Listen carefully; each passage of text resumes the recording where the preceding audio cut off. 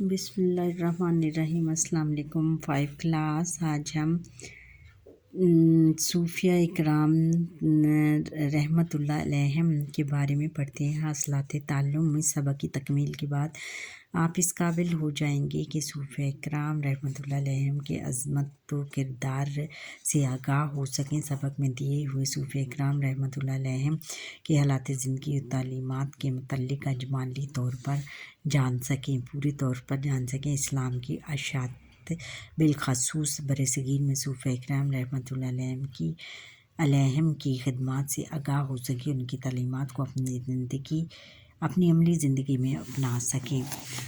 صوفیہ اکرام بچوں وہ اب سبق کی طرف آتے ہیں۔ صوفیہ اکرام رحمۃ اللہ علیہم اجمعین اللہ تعالیٰ کے برگزیدہ بندے تھے، بہت عظیم بندے تھے، جو اللہ تعالیٰ کی رضا یعنی اللہ تعالیٰ کی خوشنودی اور اس کے احکام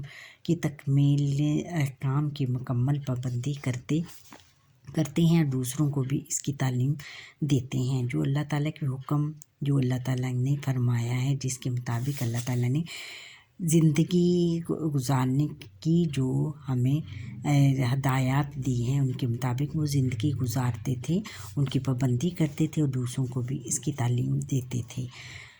صوفیہ اکرام رحمۃ اللہ علیہ کی زندگی کا اصل مقصد اللہ تعالیٰ کے دین کی اشاعت و تبلیغ تھا، کہ اللہ تعالیٰ کے دین کو دوسروں تک پھیلانا تھا اور اس کی ترویج اور اس کی تبلیغ کرنا تھا، ان کے بارے میں اللہ تعالیٰ کی تبلیغ اور اللہ تعالیٰ کے دین کے بارے میں بتانا تھا۔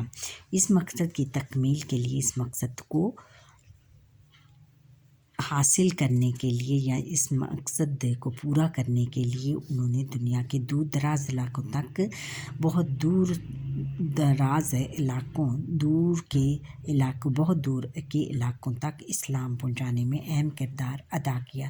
صوفیہ اکرام رحمۃ اللہ علیہم کی حسن اخلاق، ان کے اعلیٰ اخلاق اور حسن عمل اور ان کا جو عملی زندگی تھی، جو ان کی بہت اچھے طریقے سے گزارتے تھے اور تبلیغ کرتے تھے، اور دین کی تبلیغ کے نتیجے میں بے شمار بھٹکے ہوئے لوگ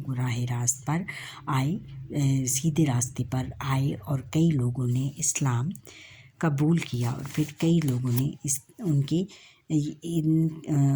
ان کے راستے کو اختیار کرتے ہوئے اسلام قبول کیا۔ اس سبق میں ہم چند صوفیہ اکرام رحمۃ اللہ علیہم کے مختصر حالات زندگی و تعلیمات کے بارے میں پڑھیں گے۔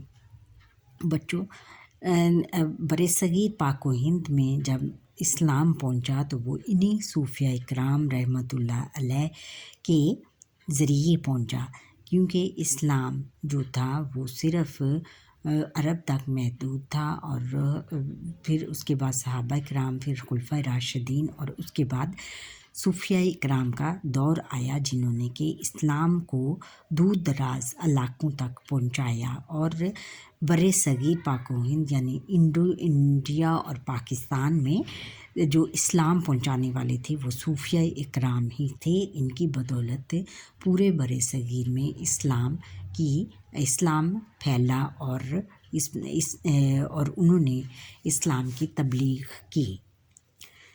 اچھا، سب سے پہلے ہم دیکھتے ہیں کہ شیخ عبد القادر جیلانی رحمۃ اللہ علیہ، حضرت عبد القادر جیلانی رحمۃ اللہ علیہ کا شمار عظیم صوفیہ میں ہوتا ہے، یعنی صوفیہ اکرام یعنی بہت اللہ تعالیٰ کے بہت برگزیدہ بندے، اللہ تعالیٰ کے دین پر عمل کرنے والے اور اسلام کی تبلیغ کرنے والے کو ہم صوفیہ کہتے ہیں۔ آپ رحمۃ اللہ علیہ 470 ہجری میں ایران کے صوبے جیلان میں پیدا ہوئے۔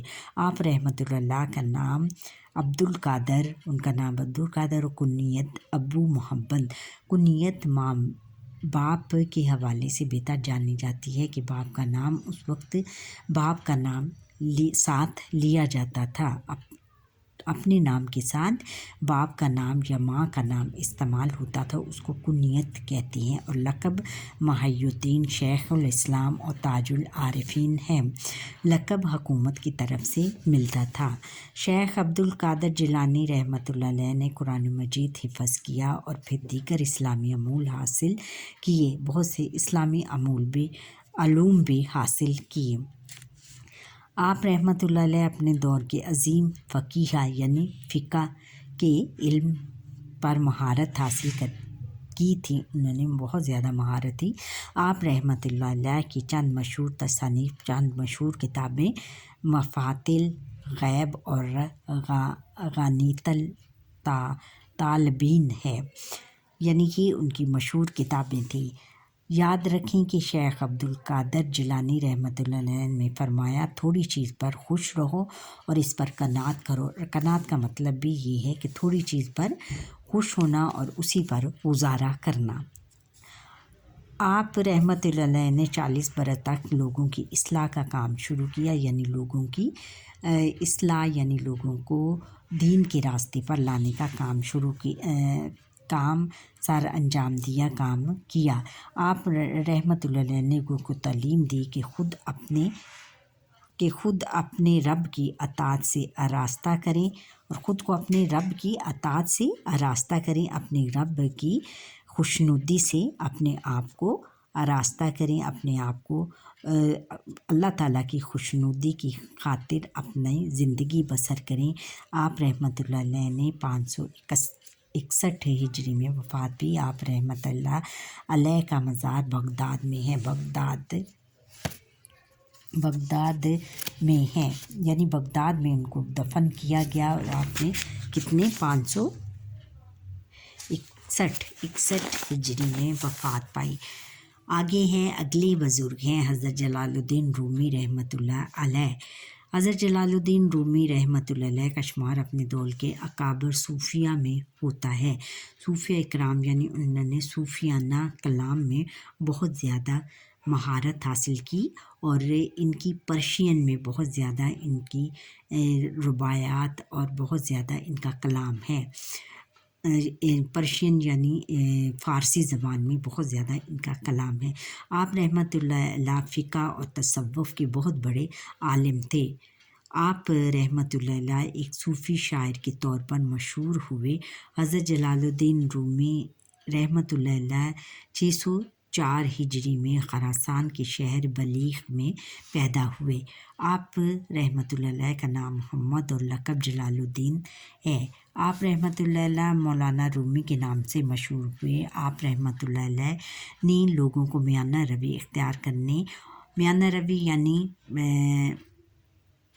میانہ روی درمیانہ راستہ، یعنی جس کو کہتے ہیں رواداری اختیار کرنے اور غرور و تکبر سے دور رہنے کا درس دیا، یعنی انہوں نے کہا کہ غرور اور تکبر نہیں کرنا چاہیے اور ہمیں میانہ روی یعنی رواداری سے زندگی گزارنی چاہیے۔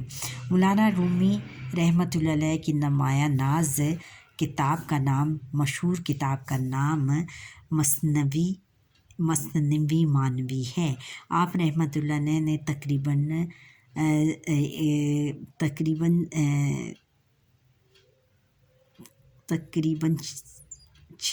68 برس کی عمر میں 672 ہجری میں کونیا میں وفات پائی اور وہیں دفن ہوئے۔ یاد رکھیں کہ حضرت جلال الدین رومی رحمۃ اللہ علیہ نے لوگوں کو تعلیم دی کہ اللہ تعالیٰ کے قرب اور دین و آخرت میں کامیابی کے لیے عمل، کوشش اور محنت ضروری ہے، یعنی ہمیں اللہ تعالیٰ کے قرب یعنی اللہ تعالیٰ کا جو ہے اللہ تعالیٰ کی خوشنودی اور دنیا اور آخرت میں کامیابی حاصل کرنے کے لیے ہمیں عمل کرنا چاہیے۔ زندگی میں تمام کاموں میں عمل کی ضرورت ہے اور کوشش کرنی چاہیے، اور پھر محنت بہت ضروری ہے۔ ان سب سے اللہ تعالیٰ کا قرب ہمیں حاصل ہوگا، اللہ تعالیٰ کی خوشنودی حاصل ہوگی۔ حضرت داتا گنج بخش حجویری رحمۃ اللہ علیہ، حضرت داتا گنج حجویری رحمۃ اللہ علیہ کا نام علی اور کنیت ابو الحسن ہے۔ حضرت داتا گنج بخش حجویری رحمۃ اللہ علیہ 1009 میں افغانستان کے شہر غزنی کے قریب حجویر میں پیدا ہوئے۔ حضرت داتا گنج بخش حجویری رحمۃ اللہ علیہ اپنے دور کے بہت بڑے صوفی اور ولی تھے۔ حضرت داتا گنج بخش حجویری رحمۃ اللہ علیہ نے لوگوں کی اصلاح کے لیے بہت سی کتابیں لکھیں۔ حضرت داتا گنج بخش حجویری رحمۃ اللہ علیہ کی مشہور تصانیف کشف المجوب اور کشف الاسرار ہیں۔ آپ رحمۃ اللہ علیہ نے 1072 میں لاہور میں وفات ہوئی۔ آپ رحمۃ اللہ علیہ کا مزار لاہور میں ہے۔ آپ کو لاہور میں آج کل بچہ داتا صاحب کے نام سے یاد کیا جاتا ہے۔ کیا آپ جانتے ہیں کہ حضرت داتا گنج بخش حجویری رحمۃ اللہ علیہ نے لوگوں کو باعمل زندگی گزارنے کی ترغیب دی۔ آپ رحمۃ اللہ علیہ نے فرمایا کہ علم کے ساتھ عمل بھی ضروری ہے، کہ جو کچھ آپ سیکھتے ہو اس پر عمل کرو، یعنی عمل اگر ہم جو بھی علم سیکھتے ہیں اس پر عمل کر کے دکھانا چاہیے۔ سید محمد راشد روزہ دھنی رحمۃ اللہ علیہ۔ سید محمد راشد روزہ دھنی رحمۃ اللہ علیہ برصغیر کے بہت بڑے عالم دین، صوفی اور محدث اور فقاہت حدیث کا علم رکھنے والے، محدث اس کو کہتے ہیں، فقیہ فقہ کا علم رکھنے والے۔ آپ رحمۃ اللہ علیہ 1131 ہجری میں سندھ کے ضلع خیرپور میں پیدا ہوئے۔ آپ رحمۃ اللہ علیہ نے اپنی زندگی کا زیادہ تر حصہ خدمت خلق میں بسر کیا، یعنی لوگوں کی خدمت کرنے میں گزارا۔ آپ رحمۃ اللہ علیہ نے لوگوں کی روحانی اصلاح کی، روح کی اصلاح کی اور تربیت فرمائی، اور پھر تربیت بھی فرمائی۔ اہم معلومات حضرت محمد راشد روزہ دھنی رحمۃ اللہ علیہ کی تصانیف میں آداب المردین، فارسی لغت، جمل جوامع اور شرح اسماء الحسنی اور مکاتب شامل ہیں۔ پھر ہے کہ آپ شریعت اور سنت کی تبلیغ کے لیے آپ رحمۃ اللہ علیہ نے سندھ کے علاوہ شمالی پنجاب، بلوچستان، رند کچھ اور راجستھان تک کے سفر کیے۔ بچوں یہ سفر کیا کرتے تھے اسلام کی تبلیغ کے لیے، اسلام کی کو زیادہ پھیلانے کے لیے۔ تمام بزرگ جو تھے، بزرگان دین جن کو کہتے ہیں، وہ اسلام کی تبلیغ و اشاعت کرنے کے لیے دور دراز علاقوں میں، جیسے کہ انہوں نے شمالی پنجاب، بلوچستان اور رند کچھ میں سفر کر کے لوگوں کو اسلام کی طرف راغب کرتے تھے اور اسلام کی تبلیغ کرتے تھے، اور اسلام کو پھیلانے میں انہوں نے بہت اہم کردار ادا کیا۔ یہ سب بزرگان دین میں، ان میں اور بھی بہت سارے بزرگان دین گزرے ہیں جنہوں نے برصغیر میں اسلام کی تبلیغ و اشاعت کی، اور اس کی دور دراز برصغیر کے بہت دور دراز علاقوں میں سفر کر کے اور اسلام کو بہت زیادہ پھیلایا۔ آپ رحمۃ اللہ علیہ نے 1234 ہجری کو 63 برس کی عمر میں وفات پائی۔ اب مشق کی طرف آتے ہیں۔ درست بیان پر درست کا نشان لگائے۔ حضرت عبدالقادر جیلانی رحمۃ اللہ علیہ کا سن پیدائش ہے 470 ہجری، 471 ہجری، 472 ہجری، 473 ہجری، 470 ہجری ہے۔ شیخ عبدالقادر جیلانی رحمۃ اللہ علیہ نے لوگوں کی اصلاح کا کام سر انجام دیا۔ 20 سال تک، 30 سال تک، 40 سال تک، 50 سال تک، 40 سال تک۔ یہ بیٹو آپ اگر اچھی طرح اس سبق کو پڑھیں گے تو آپ کو خود ہی آ جائیں گے، اس کو آپ یاد کرنے کی کوئی ضرورت بھی نہیں ہوگی۔ مولانا رومی رحمۃ اللہ علیہ کا مزار واقع ہے کونیا میں، بلخ میں، بغداد میں، دمشق میں، قوانیہ میں۔ حضرت داتا گنج بخش حجویری رحمۃ اللہ علیہ کی کنیت ہے ابوالحسن، حذیفہ، ابو محمد، ابو حمزہ، ابوالحسن۔ کیا ہے ان کی کنیت؟ ابوالحسن۔ سید راشد روزہ دھنی رحمۃ اللہ علیہ پیدا ہوئے 1169 ہجری میں، 1170 ہجری میں، 1171 ہجری میں، 1172 ہجری میں، 1171 ہجری میں۔ اچھا بچوں، یہاں پر ہی ہمارے آج کے لیسن کا وقت ختم ہوا. آپ مجھے لائک سبسکرائب کریں اور بیل آئٹن پر کلک کریں اور شیئر کرنا نہ بھولیے گا اور کمنٹ کریں اور میرے لیکچر کو زیادہ سے زیادہ سبسکرائب کریں. اللہ حافظ.